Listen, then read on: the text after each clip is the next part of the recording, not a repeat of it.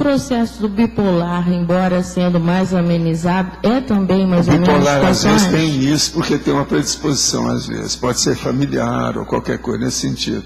Agora, é mais fácil acertar a bipolaridade. Quando a pessoa vê que ela está entrando, principalmente no processo da depressão, por exemplo, ela teve uma fase eufórica. Quase sempre passa um pouco, ela vai cair para a depressão. Na hora que ela vê que está mudando a situação, que ela começa a se queixar, reclamar do mundo, do cosmos, milhões de coisas lá dentro dela, sem falar nada, ela tem que tomar uma medida aí. Aí é que entra a higiene mental.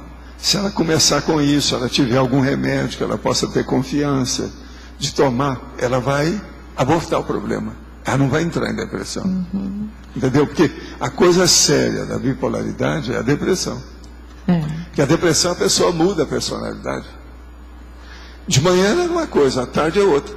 Ela fica contra Não, o mundo, é totalmente né? diferente. E outra coisa, ela fica sem educação, ela fica incomunicável às vezes. Tem uma opção de condições que dá com a pessoa, né?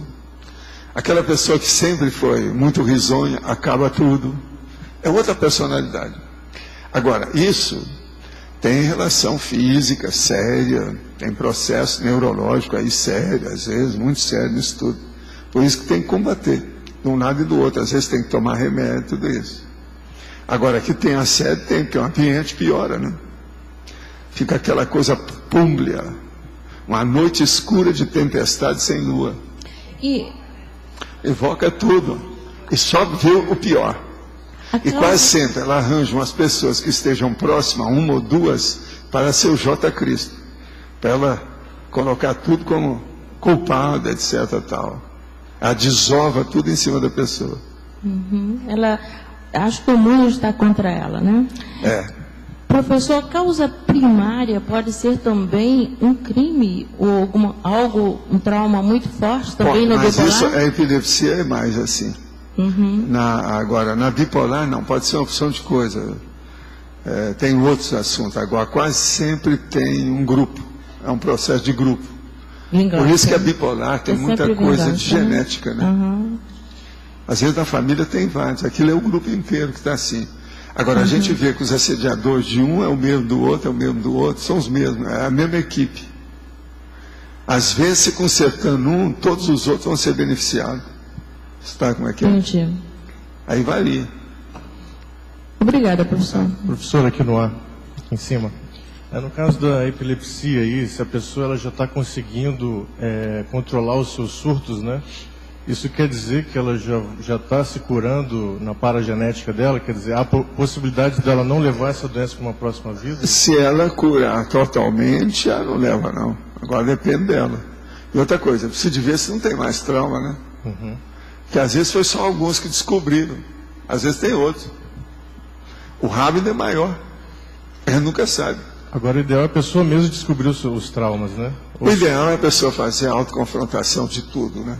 Tá. Ela estudar. É o que eu chamo de autoconscienciometria, autoconsciência terapia. Ela vê, ela examinar por si. Agora, na questão da bipolaridade, o conserto mais rápido da bipolaridade feito pela pessoa funciona muito mais.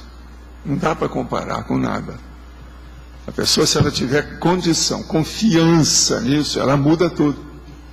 Que é muita coisa do micro-universo consciencial, daquilo que a pessoa pensa.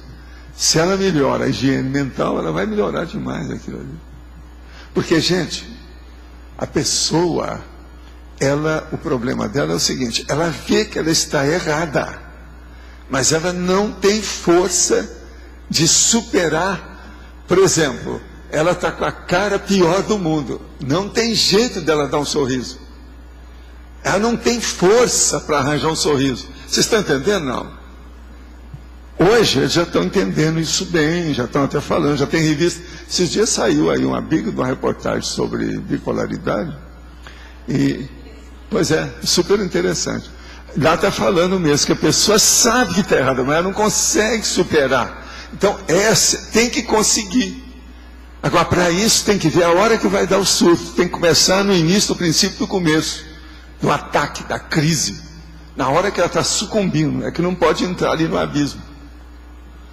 E às vezes ela entra, a hora que entra é para tirar um problema. Às vezes ela vai passar 2, 3 semanas daquele jeito. Agora a pessoa mesmo tem dificuldade, né? Nesse caso, como é que a gente poderia ajudar? Esterilizar energia? Exteriorizar energia, mas é no meio termo. Entre uma crise e outra. Entendi. E outra coisa, nem quando ela estiver eufórica não serve para falar. Tem que ser entre a euforia e a depressão. Se não estiver normal, né?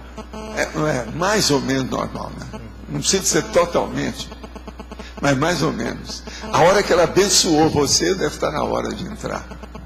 Entende? Porque isso é uma coisa rara. O que fazer para ajudar uma pessoa com síndrome bipolar? Tem uma amiga que sofre disso. Sei que a consciência terapia seria excelente, mas não encontramos consciência terapeuta tão facilmente. Consciência terapeuta, cadê vocês? De modo que o negócio está aí, né? Olha, a bipolar, a primeira coisa é o seguinte: procura conversar com a pessoa para ela dominar a própria situação, fazendo higiene mental. Ela vê quando é que ela vai entrar na questão do surto de depressão. Que ela vê que as coisas começam a piorar. A pessoa sabe na hora que está começando. Ela vê que ela está mudando. Às vezes já amanhece já com o pé à esquerda, esquisitinha. Então é aí que tem que tomar providência. É assim que melhora. Tem que conversar isso com a pessoa. O mais é muita paciência e caldo de galinha.